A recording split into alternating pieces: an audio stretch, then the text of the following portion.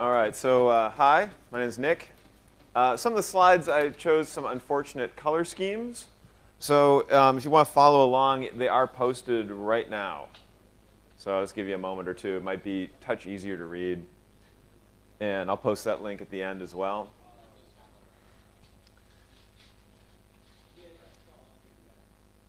Give people a minute here.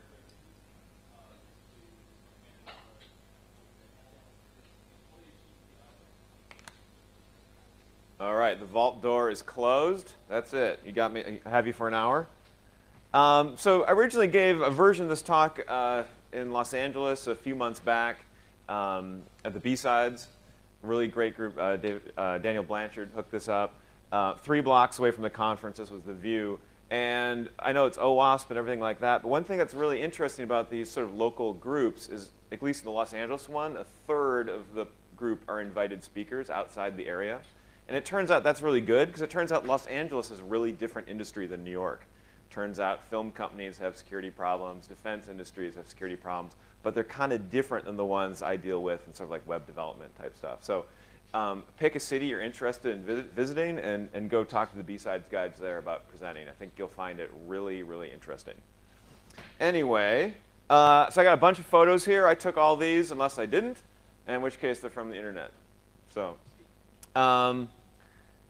continuous deployment, rebooting software development. And people are like, oh, really? And for some reason, the word DevOps is sort of a hot button topic here this week. I don't really know why. So let's finally a little bit about me. That is a ridiculous photo that someone took. That's a whole other story there. I used to be the director of engineering at Etsy. I built the security groups, fraud groups, email infrastructure groups, analytics groups, and I'm probably forgetting a couple there. So I'm on a new gig, but I'm very good terms with Etsy, and Zane can attest to that. And I'm at a new company in a different space altogether. I'm relocating to Tokyo. I'm not quite ready to announce it yet, but that's coming up. Anyway, that's sort of irrelevant for here. Important thing is my background. I didn't sort of start in security. I sort of ended in security.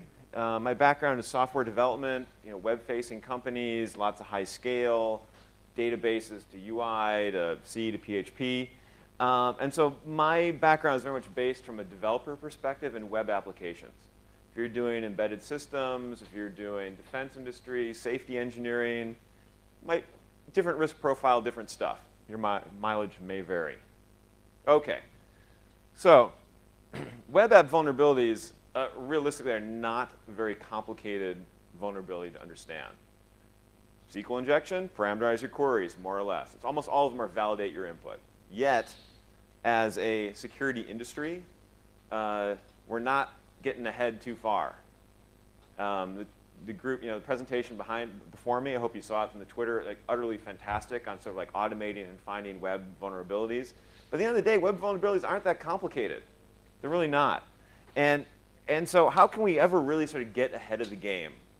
How can we really sort of move, from this, we're constantly trying to like bat down the bugs and stuff like that to actually changing things. So I spent a lot of time like figuring out like, how did we get here? And this is the view. I don't know about your view, but this is what my view looks like. It's not so cute. So how can we get ahead of this? How can we do this? And how do we end up here? And we spent probably about 10 years like trying to figure out SQL injection. It's still like #1, OWASP top 10, #1 injection vulnerabilities. So what are we going to do? And I've been sort of doing a lot of thinking on sort of like how software works, how it's built, and I posit sort of the software product model is still sort of like the dominating sort of theme in software development, even though it might not apply anymore. And code, whatever your sort of methodology is, code flows between functional groups. Might happen quickly, might happen slowly, but flows through functional groups. Product managers spec code, engineers write code, QA guys test code, security guys test code, release engineers package it up, and operations guys run the code. And that's not a bad model, but in my mind, it was designed for when software distribution costs were really high. So, high might mean risk, continuous deployment in certain financial applications, maybe not perfect. money, time, resources, customer annoyance, whatever it is, it's designed for like really high-risk environments, which certainly would apply to like things that are packaged goods.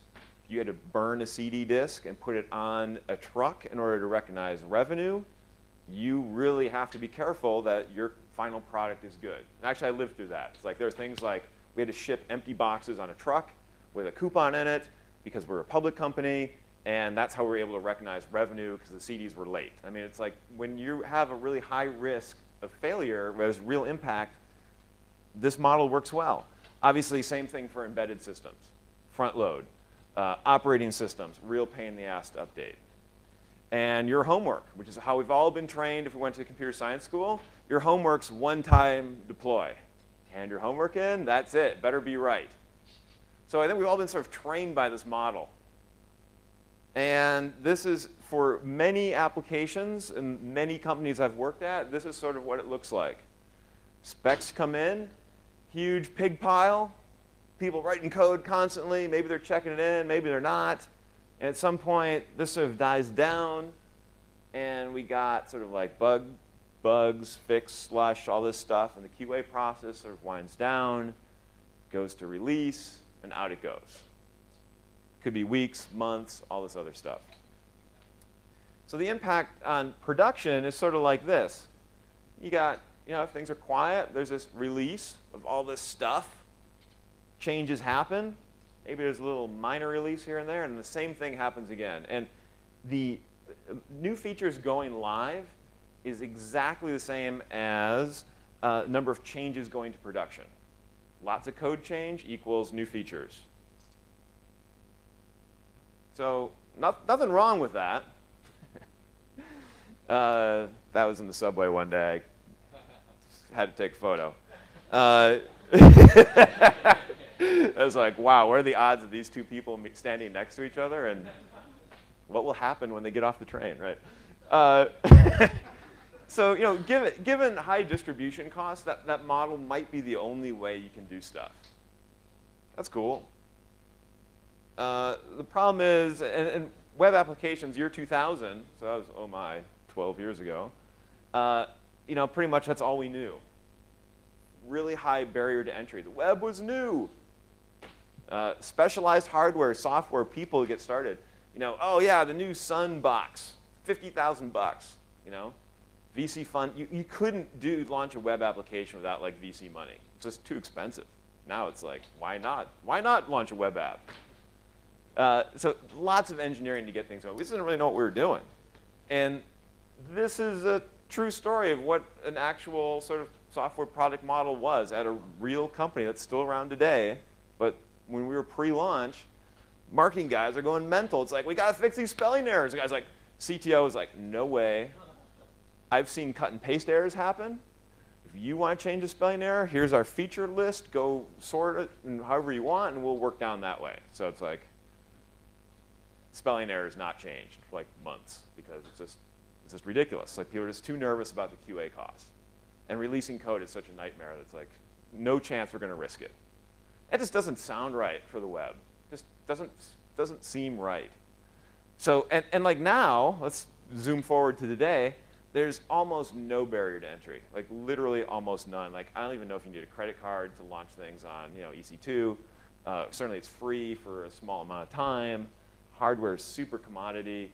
I can't remember the country it's in, but this happened like a week or two. It might have been like Ukraine. Programming, let's teach it to everyone in elementary school. Like, if you're not learning to program in security now, it's like, get on it because you're going to get whooped very soon. Scaling problems can be outsourced, more or less. Like, the barrier to entry is super low.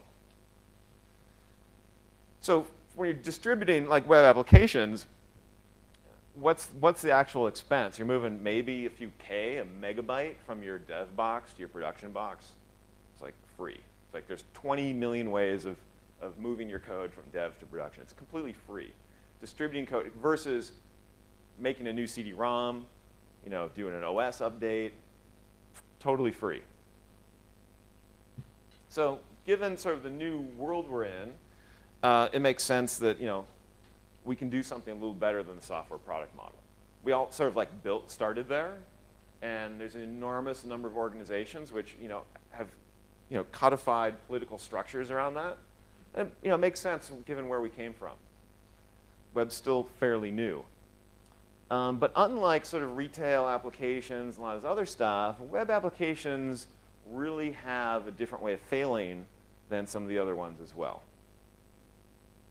And the nature of this failure is like, web applications are data-driven. They're not CD-ROM desktop apps. They're really data-driven. I mean by that, there's data flowing into the application to like render stuff, and there's data flowing in, like user input coming in. Stuff from the database might be 5 years old, 2 years old, 6 weeks old. You never know what's actually coming out. There's been changes, schema changes. Old stuff came in a long time ago. Maybe it's in the wrong format. And certainly users are doing things in most unusual ways. And we like it.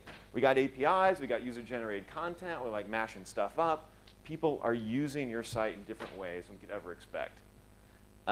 So really, failure cases, and I mean failure could mean stability problems, certainly security problems. Not really likely algorithm, but it's like bad input coming in or bad input coming up from your own database. And as I said, data in the past might haunt you later. So let's say you had a security problem, cross-site scripting or whatever you'd like. Your database might be corrupted, but it might be years before you start rereading that data again. That data is sitting in there. Unless you're sterilizing your like terabytes of data floating around, which you will never have time to do, you don't even know what's coming back out. It's really complicated. But anyway, in terms of releases, when you got a release, when it happens, and this is note to self, black on colored text, not good. When it happens, you do your big release, you got code from a half dozen people, a few bug fixes, security thing, maybe a couple new features, and I don't know about you, but I've lived through the rollback way too many times. You have to push, it goes out, something's wrong. You cut a branch. Can't say like, oh, let's just roll back half the branch.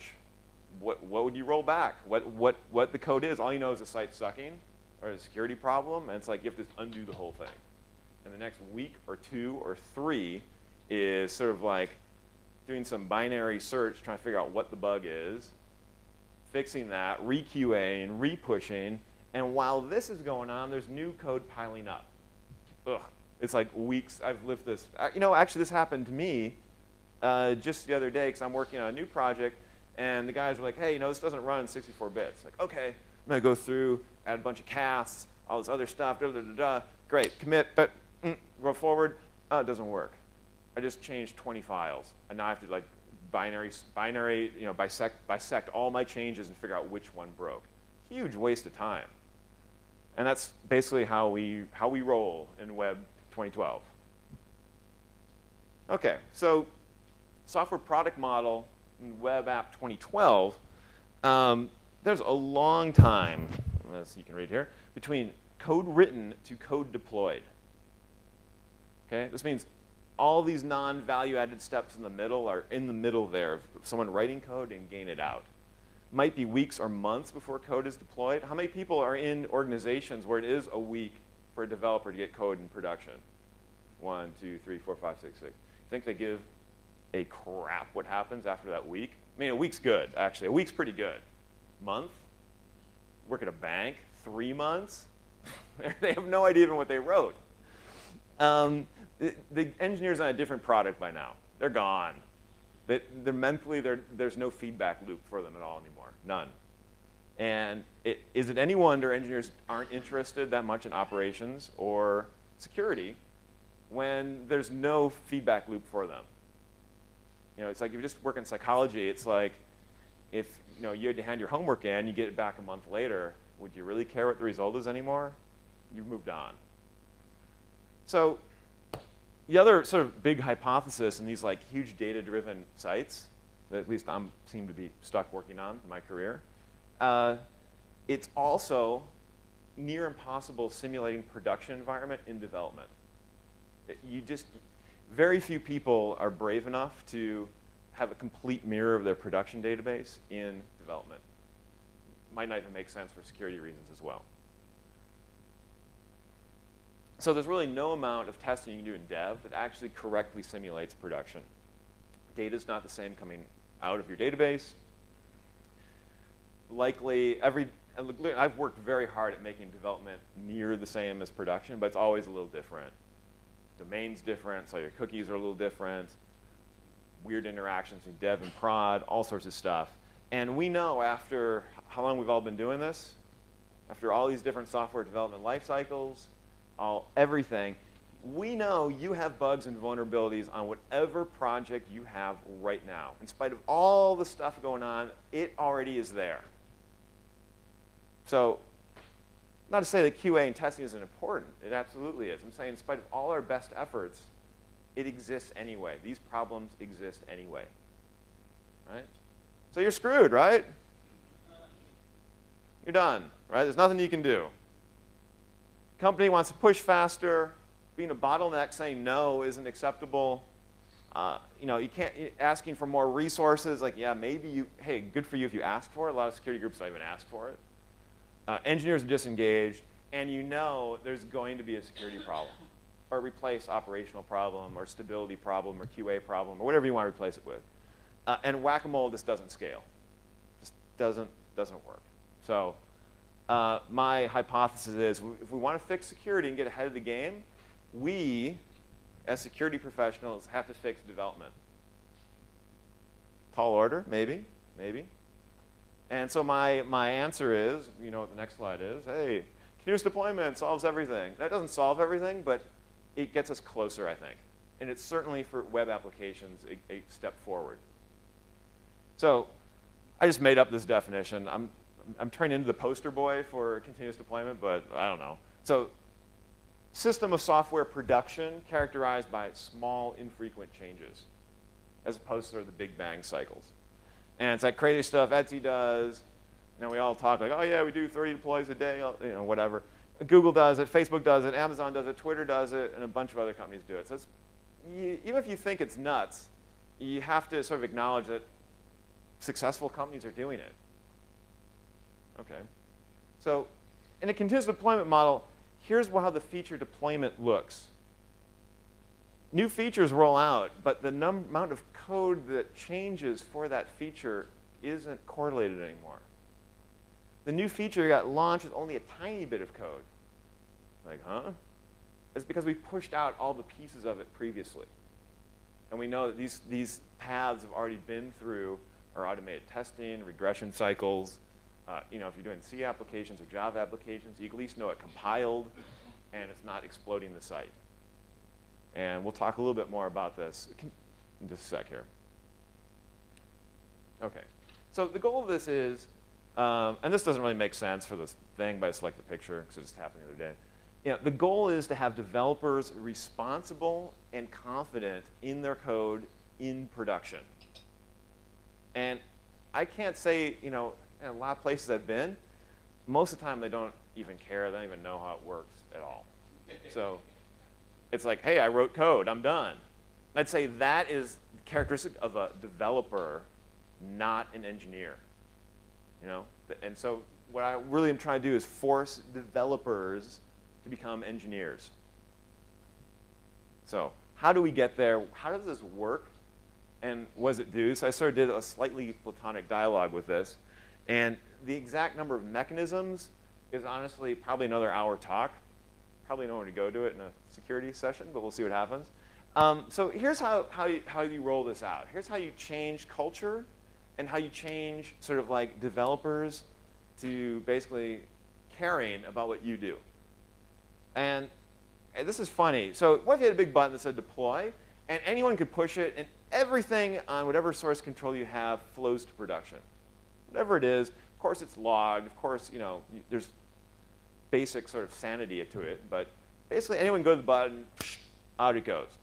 If you don't like deploy, think of sort of like maybe non-supercritical production boxes and say, what if we gave everyone sudo? Maybe that's maybe an easier sort of mechanism. Like I saw one guy roll his eyes like, holy crap, don't do that. But just bear with me, if you would. Right? So it takes about a minute. It's not very long to do. However, whatever system you have, a minute, it's out. So here's what happens. It's certainly for more junior developers. Oh, no, I'm not doing that. No way. That's crazy. Which exactly sort of indicates the problem, right? And we got new hires, and I'm not at Etsy now, but I'll give you an example. New hires, first day, like, oh, no, I'm not pushing out code. I don't want to break Etsy. I'm not going to be that person who broke Etsy. Like, it's not that special, but okay, yeah. We can fix it, it's all right. But like, they're terrified, And anyway, so back to my analogy. No one's touching it, but yet everyone's still writing code. Okay. So at some point, some obnoxious person is going to say, I'm doing it. Let's go. Let's do it. I'm tired. And what's interesting is someone else is going to tell them their code broke something. They're not going to hear it. They're not going to see it. Someone else is going to tell them that their code broke something. Nice thing is at least a person told them. And it was due to immediate reaction. They're like, hey, this feature just stopped working. Why'd you push that out? Oh, okay, that's better.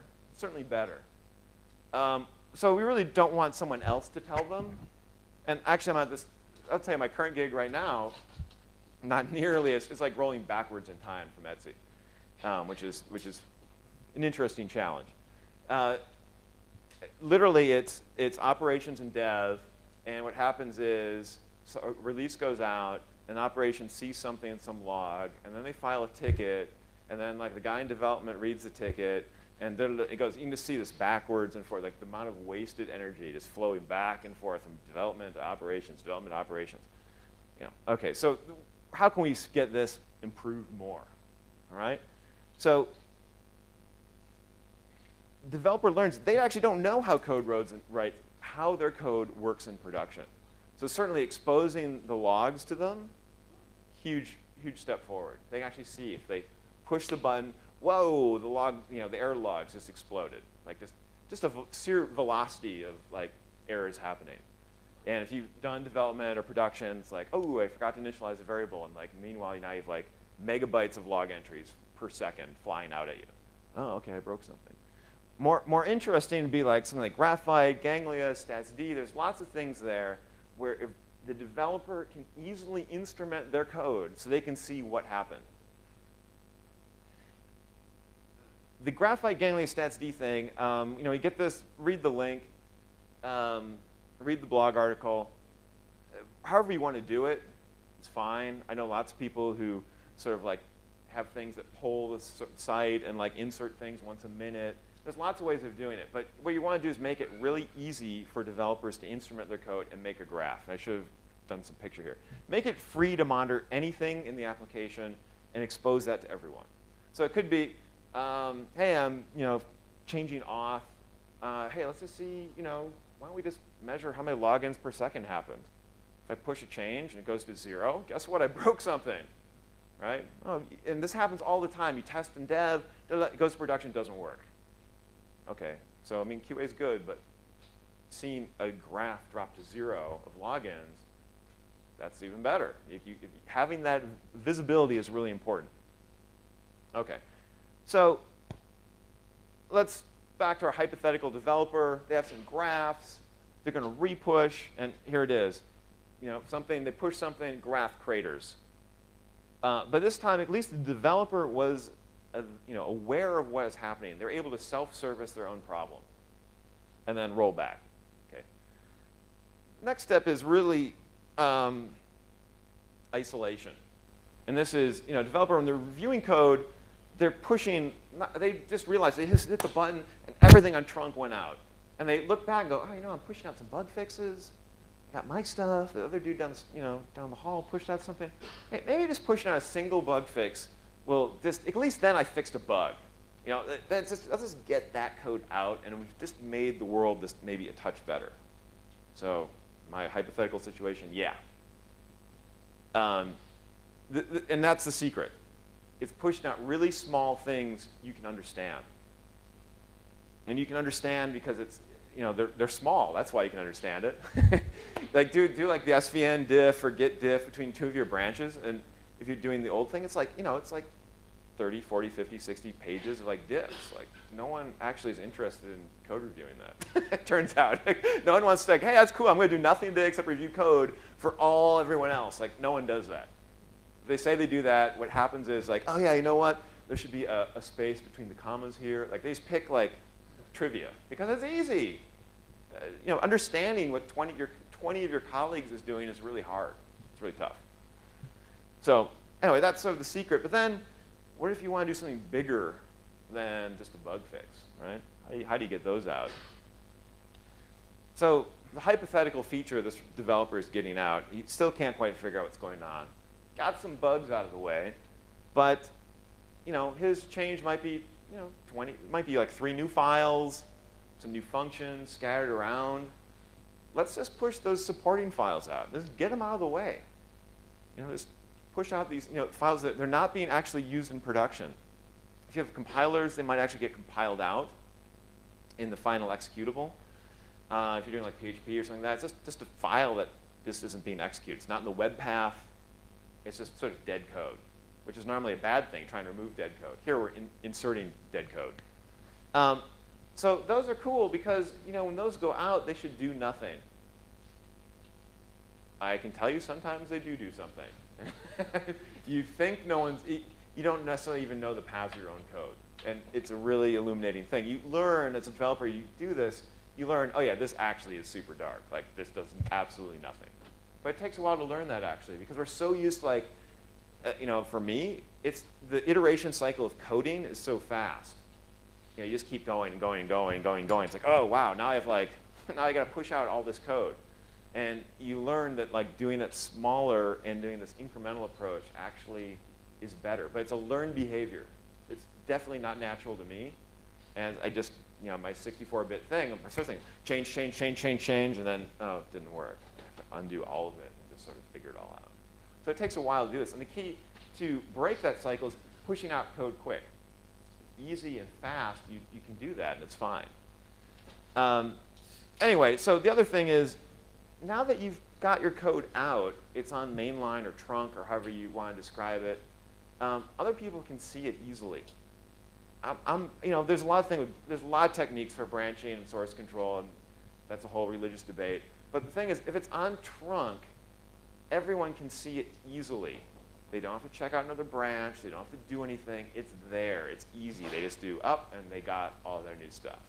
That's just one little barrier you just remove from other people looking at your code. That's actually really useful. So we've pushed out our bugs. We've pushed out all sort of the dead code. Time to actually start doing something. And this is previous company I did this. We did a ramp up by putting it out in one machine and seeing what exploded. Etsy does it a little differently where it's sort of built in, a little different, they have a different sort of system. But either way, the idea is you want to push the change out to a very small number of machines or people and see what happens. So at Etsy, basically, if you're launching a new feature, you've pushed out all this code, but let's say, to make it easy, it's some new URL or something like that. Or you have your dispatcher or router or something.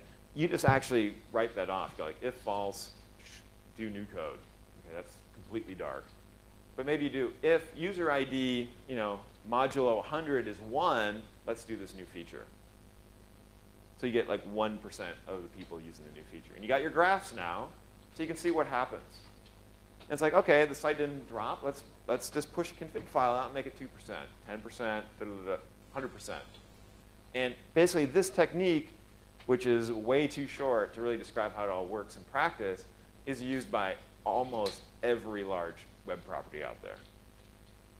Certainly Twitter, right behind me, does. What's funny, if you ask your friends, at Etsy, like, understand why does Etsy push this feature out and I don't have it yet? I don't know of any other sites that do this. Actually, every site does it. They just don't know it. So making the system to do this, it could be machines, could be people, really important. And certainly push it out internally first. On production, but only your employees can use it. Get real feedback in there. The nice thing is if you do find a problem, this also gives leeway, some time for the security guys to catch up. They now are able to actually test the code in production live. And it's at 1%. Okay, yeah, maybe there's a flaw out there. 1%, not really the end of the world. Not too worried about a mass exploit happening on 1% of the code. Most attackers won't even know it exists, because most of the people in the company won't know it exists either. And the other thing is, if there's a problem, you just ramp it down. You push that config file out, off, and start over, figure out what's going on. And there's been a lot of really complicated features where we've actually had to ramp up and ramp down. It didn't quite work as expected, but we've really narrowed the scope down of impact. Okay, so, ooh, look at this. Take 8, take 8. Okay. Take 9. So, you know, you're going to get burned when you start building out this infrastructure, but I could describe all of it, but it sort of leads itself. You know, you want dev to be close to prod. You want fast testing. You want to eliminate stupid bugs by, you know, on that commit step, static analysis. We just heard, I think, what Brakeman just before. You know, at Etsy we did PHP for hip hop. I'm forgetting what I worked on. There's static analysis for every language out there. And if you make it a post-commit hook, however you want to do it, or pre-commit hook, it catches bugs before they go to prod. Like that's maybe even before security, getting that static analysis step in place, super important. Because once you have that in place, you can start leveraging that infrastructure for security tests too. So once you have this thing like, hey, there's a pre-commit hook, there's a place to do stuff, one, it's going to be easy sell to your boss because you're fixing bugs. You're actually allowing developers to fix bugs. On top of that, now you got a place to insert your stuff. Hey, why is that guy all of a sudden using crypto functions? Maybe it needs a review. And true story, we found one. PHP with its lovely loose syntax. Cryptography, third argument, secret key, didn't exist. Who knows what's happening? But anyway, it's like these are things we were able to catch because we started implementing some static analysis checks. And you really want to move all this stuff as close to the developer as possible. Let them be self-service. Then finally, that's great. It's just one person pushing out code. How do you roll that out to like a team of like 20 people and stuff? And you need a way of coordinating releases. And it is amazing when you actually get your developers talking. They can self-organize this pretty well. And it's actually good for them to be talking about what's going live, or what pieces are going live. And Etsy's, I think now it's got to be like 100 people self-organizing the releases. Certainly product or feature releases are more coordinated because there might be PR campaigns or marketing stuff or customer service issues. But in the day-to-day role, no one's supervising. Because people get in line, they talk, like, hey, what's your code doing? Okay, there's no overlap. And we're scanned about 100 people. At some point, it's not going to work, or I need to separate out stuff. But 100 people is pretty big. And you don't actually need someone managing it. Certainly, it will take a little while to get the flow working, especially in a new organization, people learning to work together. But that's worth doing. And again, like conventions need to match your risk level. And again, at least developers are thinking about releases now. As before, they didn't even know when it goes out. I mean, you go ask your developers, hey, when did that piece of code go out? They're like, I don't know. Like, they're certainly not going to care about security. They don't even know if their code is live or not, right? I don't think so. So look, mistakes are going to happen. We know mistakes happen. We know mistakes happen in any development methodology you pick. You think I'm full of crap? Awesome. But learning from the mistakes, really important. System mistakes are really complicated. They normally don't have easy answers. And almost never is the problem due to maliciousness. Occasionally it might be incompetence. But most of the time it's like, oh, I actually didn't know how that worked, because no one knew how it worked. All right, so then the whole point of doing postmortems and root cause and all this other good stuff is it's not to point fingers at people. It's like, how can we change the environment so this mistake doesn't happen again? That's maybe a little subtle. Postmortems aren't really about people. Why'd you do that? It's like, how can we catch you from doing that again? Like, why did you think that was a good idea? Oh, because, well, maybe we should, make this check that doesn't do that. Like, why are we, you shouldn't be doing that. Like, let's make a check so that doesn't happen. I'm trying to think of a really good example, but certainly, like, one just recently, my new job is, hey, you made a change to production. Did you get that reviewed with anyone? It's like, oh, no, I just did it. It's like, oh, well, hey, let's make a rule here. You make a change to production, like, just have someone else double check you. It was the classic SQL mistake, in this particular case I'm thinking of, which I've personally done, is, oh, I thought I deleted one record, and instead I just deleted the entire table. You know, like that. You know, it's like when this is like my first day on the job, and it's like, wow, like I have so lived that. And because SQL, it's like literally one character, right? You're one character away from, like, you know, same with production, you know, RM-star and all that other good stuff. So, you know, so how can you make rules and processes that, like, protect people from making the same mistake twice? Okay. So a lot of dull slides, but what that's, you can't tell, it's Atlas's butt right there. It's really a good slide. Yeah. Yeah, that's right. All right, you're like, okay, Nick, those rules are great, but what about that guy? That guy pushes code at 3 in the morning. What are we going to do with him? And it turns out, well, one, convention, not contract. If you really have like a cowboy shop where people are doing that, okay, maybe you got a little personnel issue. But really, most of the time, the guy's like, I woke up, trying to get some stuff done. It's quiet. There's no one in line to push out code. Not saying you can't do that, but you need some process around that. You know, let your ops team know. Let the security team know you're doing stuff. It's really about courtesy and respect. Guy who pushed at 3 in the morning, I bet you know who I'm talking about, Zane. You can guess. Yeah. He didn't think it was a bad idea. He didn't know, because code going to production is this I don't give a shit process, right? Like, I don't know, it goes out of production, something happens. He didn't even know people's pagers go off. You know, like, he didn't know that.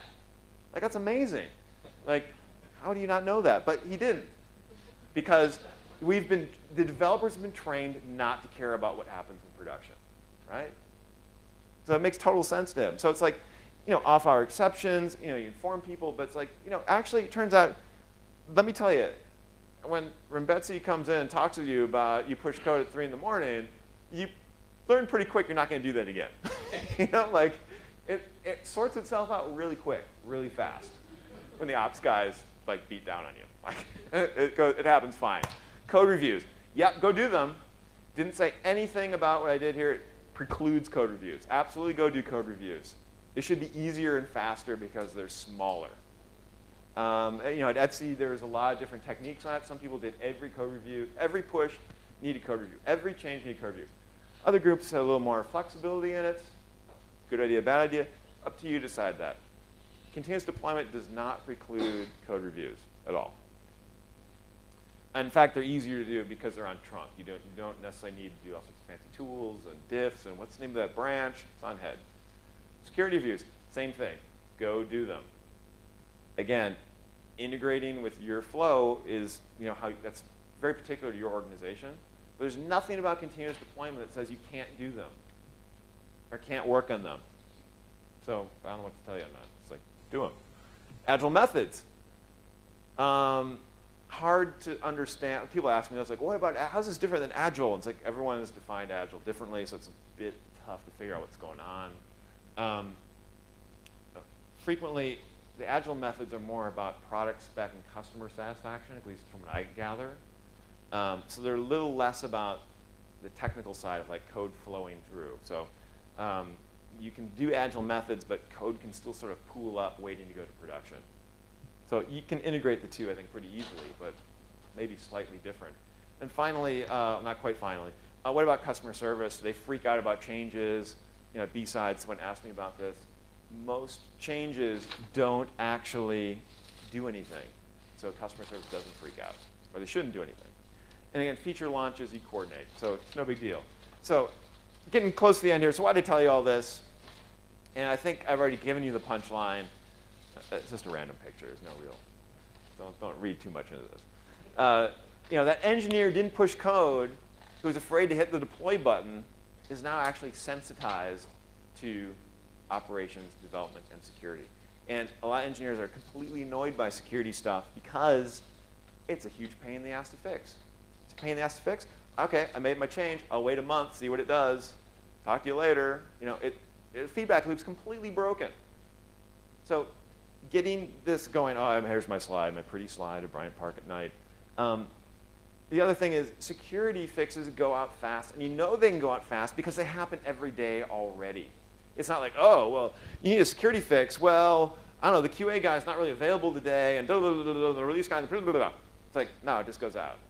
And that's really useful and important, because when you're under attack and need to close a hole, knowing things can go out in a sane manner is really important. It's just really important. And the nice thing is, once you build out all this stuff for deployment, you can now repurpose it for other stuff. You just heard the Twitter guys talk, lots of stuff there. How can you instrument security stuff in the development process now? And attack detection, vulnerability prevention. Zane and myself have done a bunch of things showing details on it. Feel free to go check out these prezos. And the other thing is, instead of now just going whack-a-mole, whack-a-mole, whack-a-mole, you got a little more time now, because the release cycle is faster and easier, and you're a little more responsive, that you can actually work on being sort of more of an in-house consultancy. Engineers are now receptive to what you're hearing, what you're saying, because they're empowered to actually make changes. And that's it's a tough one to sort of get through. Running quickly here, sort of when you, at the full expression of this, new roles, less silos, developers work with operations, QAs make systems to empower developers and security people to do testing. Release guys, now instead of being the guy who does some magic, RPM, deb, whatever, are making tools to push code to production. And security guys move from the annoying team in that other room to being in-house consultancy, security engineering, secure by default, and detection. And when you enable developers to be empowered, it turns out they're actually really interested in security. They just didn't have time to care. And so it's like, people actually go, hey, I don't quite know if I'm doing this correct or not. Like, developers will start asking. And it's really interesting. All right, I'm running way out of time here. Continuous deployment only for websites. I'm going to skip this. Wine robot at the airport, continuous deployment, good joke. Let me just sort of go through the edge here. So what now? OK, this is sort of really important. How many people are actually in the development organization? Yeah, that's good. OK, cool. Next time you go to the OWASP thing, bring someone else who isn't in security with you. Just make the hustle for it. Once developers start seeing it, they actually are interested in it. And what I'm concerned about is so many of the security conferences, as an OWASP one in New York, how many people in a development organization? About the same number of people? 3 people. I mean, we're never going to get ahead that way. We've got to get other people involved and gluing them in. And security is weird because it bridges all these different gaps, yet technical. It's not product, which might also branch this. So you're really in a good position, I think, to make change, because you have sort of like the magic card. Breach happens, security problem. I need to patch fast, right? You need to patch fast, right? So that isn't controversial, but in order to patch fast can cause this huge cascade of interesting things. So start with the deploy button. Get that going. Whoever is working on that deployment system is some guy typing stuff in a script. It can be automated. It's not magic. It's probably like 50 lines of bash code or something like that. Button, maybe deploy script. OK, something like that. Once you get this going, it is going to change your secure software development lifecycle. It really is going to change how you operate. And like that, the job becomes a lot more interesting. You can focus on a lot more interesting stuff. So continuous deployment, you want it. Thank you. Deploy all the codes. And here's the slides. There's me. Thank you, Etsy, for sponsoring my trip. I'll be happy to take questions.